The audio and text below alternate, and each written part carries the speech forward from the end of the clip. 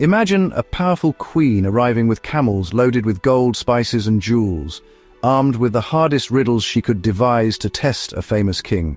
She expects to be impressed by his wisdom and palace. Instead, she is left utterly breathless by something far more intimate and rarely noticed.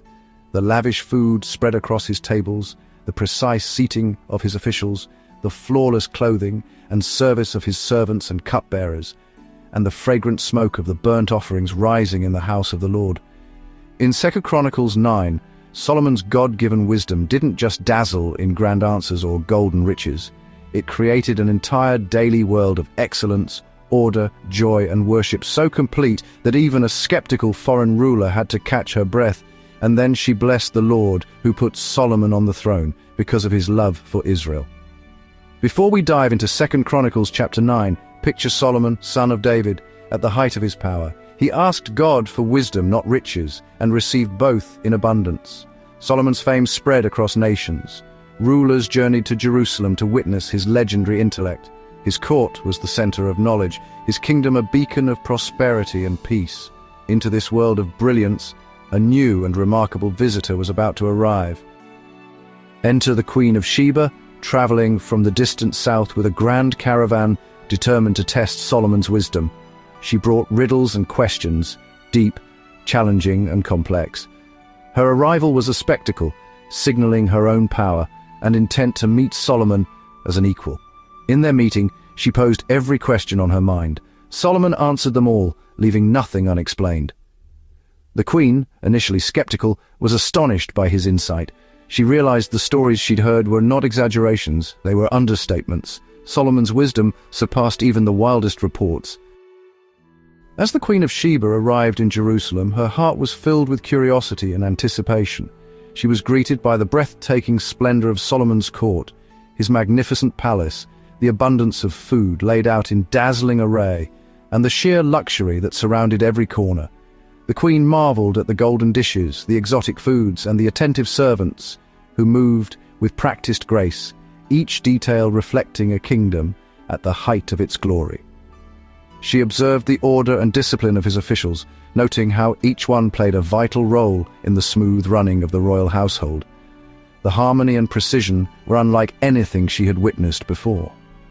Most striking of all was Solomon's devotion to God. She saw him worship at the altar, his humility and reverence evident in every gesture, revealing a king whose wisdom was rooted in faith. Every detail, from the grandeur of the palace halls to the intricate architecture and the majestic throne room, spoke of wisdom in action and a vision that reached beyond mere wealth. The reverence at the temple, where priests and people gathered in awe, left a deep impression on her, showing a kingdom united in purpose and faith.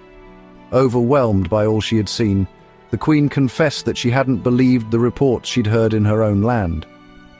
Yet the reality before her far exceeded every tale and rumor. In awe, she praised Solomon's God, recognizing that such greatness and prosperity could only come from a divine blessing, not human effort alone. Her admiration extended beyond Solomon himself. She was deeply moved by the source of his wisdom, understanding that true greatness is rooted in something higher.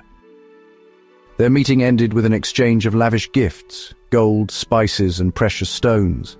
These treasures were more than mere tokens.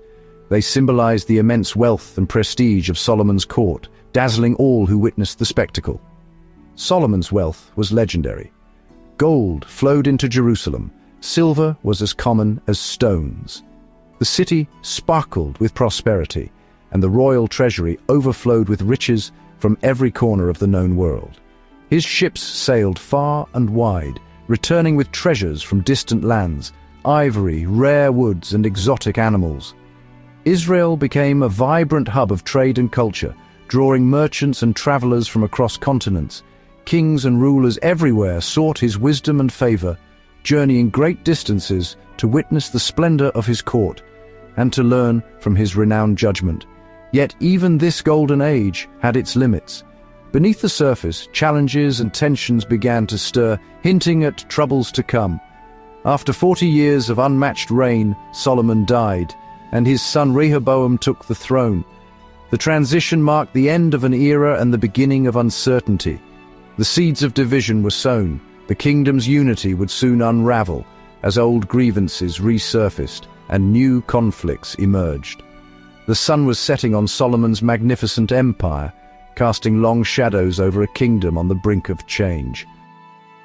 Solomon's story is more than just a chapter in ancient history. It's a powerful foreshadowing, a living symbol woven into the fabric of time. His life and reign serve as a signpost, pointing beyond himself to something and someone far greater. The wisdom, wealth, and peace that marked Solomon's kingdom were extraordinary, but they ultimately hint at a greater king to come, Jesus Christ, whose wisdom surpasses all understanding, whose riches are spiritual and eternal, and whose peace knows no end. Like Solomon, Jesus is a son of David, but while Solomon's wisdom was renowned, Jesus' wisdom is divine, perfect, and unsearchable. His kingdom is not bound by time or borders, but is everlasting and open to all who believe. Where Solomon built a magnificent temple of stone and gold, Jesus builds a spiritual house, a living temple made up of people from every nation, tribe, and tongue, united in faith and love. The Queen of Sheba journeyed across deserts and kingdoms to seek Solomon's wisdom, but Jesus offers true wisdom freely to all who seek him, no matter where they come from or who they are. Solomon's reign was a glimpse, a fleeting vision of what could be. In contrast, Christ's reign is the fulfillment of every hope, the reality of perfect peace, justice, and joy.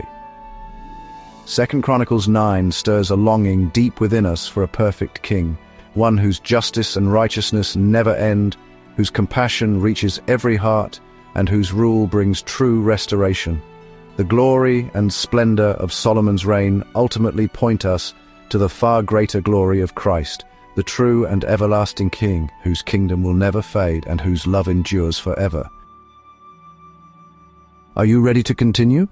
Just click here and come along with me to the next chapter.